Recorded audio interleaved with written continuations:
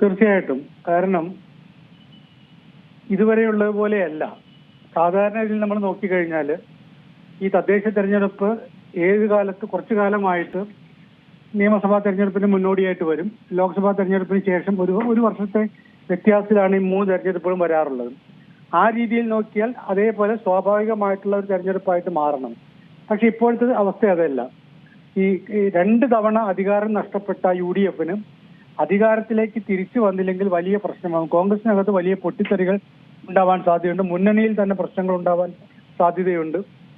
അതുകൊണ്ട് ഭരണം എങ്ങനെയെങ്കിലും നേടിയെടുക്കുക എന്ന് പറയുന്നത് കോൺഗ്രസിന്റെ അടിയന്തരമായിട്ടുള്ള ആവശ്യമാണ്. അതേപോലെ തന്നെയാണ് BJP-ക്കും. BJP അവർ കേരളത്തിൽ എങ്ങനെയെങ്കിലും നേട്ടമുണ്ടാക്കാനായിട്ട് പല ഘട്ടങ്ങളിലും ശ്രമിച്ചു. ഒരു നിയമസഭാ തെരഞ്ഞെടുപ്പിൽ അവർക്ക് നിയമമണ്ഡലം കിട്ടി, പിന്നീട് നഷ്ടപ്പെട്ടു. അത് കഴിഞ്ഞപ്പോൾ തൃശ്ശൂർ ലോക്സഭാ മണ്ഡലം കിട്ടിയ ഒരു ആവേശം അവർക്കിടയിലുണ്ട്. അവരുടെ വോട്ട് ഷെയർ എല്ലാ സ്ഥലത്തും വർദ്ധിച്ചിട്ടുണ്ട്. അവർക്ക് പുതിയ പ്രസിഡന്റ് വന്നിട്ടുണ്ട്. കേന്ദ്രത്തിന് വലിയ താല്പര്യമുള്ള സംസ്ഥാനങ്ങളിലൊന്നാണിത്. കാരണം നേരത്തെ തന്നെ അവരുടെ 4 വർഷം മുമ്പ് അവരുടെ ദേശീയ എക്സിക്യൂട്ടീവ് ചേർന്ന സമയത്ത് അന്ന് തീരുമാനിച്ചത് കേരളം ഉൾപ്പെടെയുള്ള തെക്കൻ സംസ്ഥാനങ്ങളിൽ പരമാവധി പിടിമുറുക്കണം എന്നുള്ളതായിരുന്നു. അപ്പൊ ആ പിടിമുറുക്കലിന്റെ ഭാഗമായിട്ടാണ് വലിയ അഴിച്ചുപണി നടത്തിയിട്ട് രാജീവ് ചന്ദ്രശേഖരനെ പോലെ ഒരു ആളവിടെ കൊണ്ടുവന്നിട്ടുള്ളത്. അതിന്റെ പല തന്ത്രങ്ങൾ കഴിഞ്ഞ ദിവസം നമ്മൾ കണ്ടതാണ്.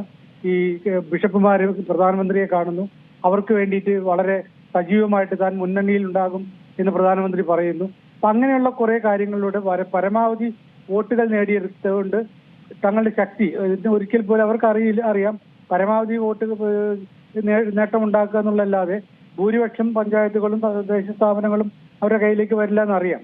അടുത്ത നിയമസഭാ തെരഞ്ഞെടുപ്പിൽ അവർ ഭരിക്കാൻ പോകുന്നില്ല എന്നുള്ള കാര്യം അവർക്കറിയാം. പക്ഷെ എന്നാൽ പോലും അവരുടെ ശക്തി പരമാവധി വർദ്ധിപ്പിക്കാനുള്ള ശ്രമം BJP ഈ തവണ നടത്തുന്നുണ്ട്. അതിന്റെ എല്ലാ മുന്നൊരുക്കങ്ങൾ നമ്മൾ വളരെ കൃത്യമായിട്ട് കാണുന്നതാണ്. BJP-ക്ക് നേരത്തെ വോട്ടർമാരെ ചേർത്തുന്നതിൽ ഉദാസീനത കാണിച്ചിരുന്ന ഒരു പാർട്ടിയാണ്. പക്ഷെ ഇപ്പോൾ അവർ വളരെ ശക്തമായ രീതിയിൽ ശത്രുക്കൾ പറഞ്ഞ ശരിയാണ് എങ്കിൽ ഓരോ വോട്ടും ചേർക്കുന്നതിന് ഇത്ര തുക നിശ്ചയിച്ചുകൊണ്ട് പ്രവർത്തകർക്ക് കൊടുക്കുന്നതാണ് പറയുന്നത്. അപ്പൊ അത് ശരിയാണോ എന്ന് എനിക്കറിയില്ല. അങ്ങനെയാണെങ്കിൽ അവർ ഒരു സ്ഥലത്ത് പോലും വോട്ട് നഷ്ടപ്പെടാതിരിക്കാനുള്ള ശ്രമം അവർ നടത്തുന്നുണ്ട്. LDF-നെ സംബന്ധിച്ചിടത്തോളം അവർക്ക് ഇവിടെ നഷ്ടപ്പെട്ടു കഴിഞ്ഞാൽ ഇപ്പൊ തന്നെ പല ഉപതെരഞ്ഞെടുപ്പുകൾ അവർക്ക് വലിയ നഷ്ടം ഉണ്ടായിട്ടുണ്ട്. അവരുടെ കയ്യിലുണ്ടായിരുന്ന നിലമ്പൂർ ഉൾപ്പെടെ പോകുന്നൊരവസ്ഥയുണ്ടായി. ഇപ്പോൾ സ്വാഭാവികമായിട്ടും ഇനി ഈ തദ്ദേശ സ്ഥാപനങ്ങളിലെ തെരഞ്ഞെടുപ്പുകളിൽ എപ്പോഴും ഉണ്ടാകുന്ന ഒരു മേൽക്കൈ, ആ മേൽക്കൈ നഷ്ടപ്പെട്ടു എന്ന് വന്നു കഴിഞ്ഞാൽ നിയമസഭാ തെരഞ്ഞെടുപ്പിൽ അവർക്ക് വലിയ തിരിച്ചടിയായിട്ട് മാറും. ഇപ്പൊ ഈ 3 മുന്നണികൾക്കും ഒരേപോലെ 3 മുന്നണികൾ തന്നെ ഈ 3 പാർട്ടികൾക്ക് ഒന്ന് കോൺഗ്രസിനും CPM-നും BJP-ക്കും ഈ 3 പാർട്ടികൾക്കും വളരെ പ്രസ്റ്റീജിയസ് ആയിട്ടുള്ള തെരഞ്ഞെടുപ്പാണിത്. അതിനവർ അരയും തലയും മുറുക്കി മുന്നിൽ ഇറങ്ങിയിട്ടുണ്ട്.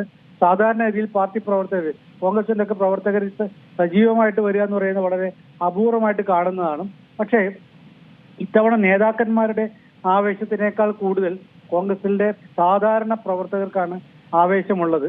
അതുകൊണ്ട് തന്നെ ഇത്തവണ മത്സരം പൊടിപാറുന്നതായിരിക്കുമെന്ന കാര്യത്തിൽ ഒരു സംശയവുമില്ല. ഏറ്റവും പുതിയ വാർത്തകളും വിശേഷങ്ങളും വിരൽത്തുമ്പിലറിയാൻ Zee മലയാളം ന്യൂസ് എല്ലാ ഡിജിറ്റൽ പ്ലാറ്റ്ഫോമുകളിലും ലഭ്യം.